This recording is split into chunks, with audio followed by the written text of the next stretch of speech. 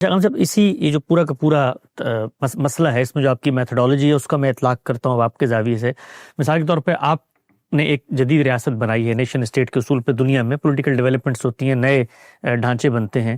اس میں ایک صاحب علم آ کر یہ بات بیان کرتا ہے کہ جی اس میں حاکمیت کا جو تصور ہے وہ خدا کے ساتھ خاص ہونا چاہیے، کہ اسی کی حاکمیت ریاست پہ قائم ہوگی، اس کو دستور میں لکھیں۔ تو آپ کی جو میتھڈالوجی ہے اس میں سب سے پہلا سوال آپ یہ کریں گے، بھائی یہ آپ ایک خالق کی طرف سے دعویٰ کر رہے ہیں تو پہلے اس کی دینی جو ہمارے پاس مصادر موجود ہیں، سورسز ہیں، اس میں مجھے بتائیے کہ مجھ سے یہ مطالبہ خالق نے کیا ہے کہ یہ کام ہونا چاہیے، اس کے بعد میں ریاست کے اندر اگر کوئی اس کا اشتراک پیدا ہو سکتا تو پھر میں کرنے کی کوشش کروں گا۔ سب سے پہلا سوال یہ ہوگا نا کہ ریاست مخاطب ہی کہاں ہوئی ہے؟ یعنی قرآن میں تو خطاب صرف دو ہیں، یا وہ فرد سے بحیثیت فرد ہوتا ہے یا مسلمانوں سے بحیثیت جماعت ہوتا ہے۔ تو مسلمانوں سے بحیثیت جماعت جو خطاب کیا جاتا ہے وہ ظاہر اجتماعی معاملات سے متعلق ہے، وہ زیر بحث آئے گا، اس کو اسی طرح زیر بحث بھی آنا چاہیے۔ وہ بارہا میں خود بیان کرتا ہوں، یہ معلوم ہے کہ میں نے جوابی بیانیہ میں بھی ایک نقطے کے تحت وہ سارے احکام بیان کر دیے تھے جو اللہ تعالیٰ نے مسلمانوں کو جماعت کی حیثیت سے دیے ہیں۔ تو مسلمان ظاہر ہے کہ یہاں ایک جماعت کی حیثیت سے موجود ہے، جماعت کی حیثیت سے وہ ریاست کے نظام میں حصہ لے رہے ہیں، خواہ وہ کتنی اکثریت میں ہے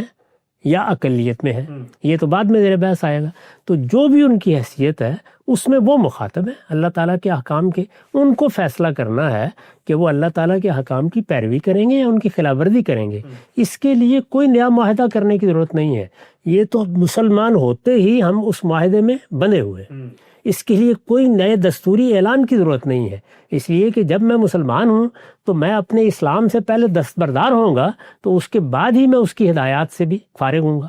مجھے اس کی ہدایات کی پابندی کرنی ہے۔ یہ بالکل ایسے ہی ہے کہ جیسے آپ مجھ سے یہ کہیں کہ تم یہاں بیٹھ رہے ہو، تم اب اس بات کا اعلان کرو کہ تم نماز پڑھو گے، وہ تو میرے مسلمان ہونے کے بعد مجھ پر فرض ہو چکی ہے، وہ مجھے ہر حال میں پڑھنی ہے۔ آپ مجھے اس پہ توجہ دلا سکتے ہیں، اس کی تذکیر کر سکتے ہیں، اس کے لیے مجھے کسی نئے معاہدے کی ضرورت نہیں ہے۔ دستور کیا ہے؟ ایک میثاق ملی ہے،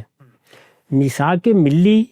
اپنے کچھ تقاضے رکھتا ہے، میرے پاس ایک میثاق دینی موجود ہے، وہ میرے پروردگار کے ساتھ ہوا ہے، وہ میرا فرد کی حیثیت سے بھی ہوا ہے اور پوری قوم کا بھی ہوا ہے۔ پوری قوم سے مراد مسلمان قوم،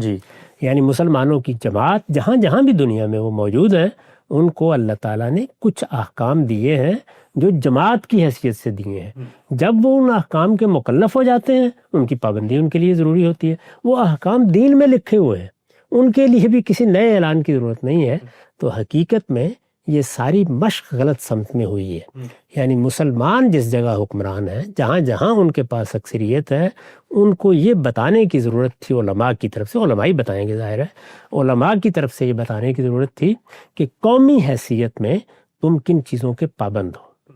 چنانچہ وہ چند احکام ہیں، ان کے بارے میں ان کو تذکیر کرنا، ان کو نصیحت کرنا، انہیں توجہ دلانا ضروری تھا۔ ان میں سے کوئی قانون بھی، کوئی حکم بھی ایسا نہیں ہے کہ جو غیر مسلموں کے ساتھ بھی متعلق ہو۔ اچھا، سب کے سب مسلمانوں ہی سے متعلق، حدود و تعزیرات مسلمانوں ہی نے ان کو اختیار کرنا ہے، مسلمانوں ہی نے ان کو کسی ریاست کے معاہدے میں اگر وہ شامل ہیں تو قانون کا حصہ بنوانا ہے، مسلمانوں ہی نے ان پر عمل پیرا ہونا ہے، اس کے لیے مسلمانوں ہی نے اخراجات کرنے ہیں۔ تو وہ ساری چیزیں مسلمانوں کی جماعت سے متعلق ہیں اور ان کو اللہ تعالیٰ نے ان پر لازم کر دیا ہے۔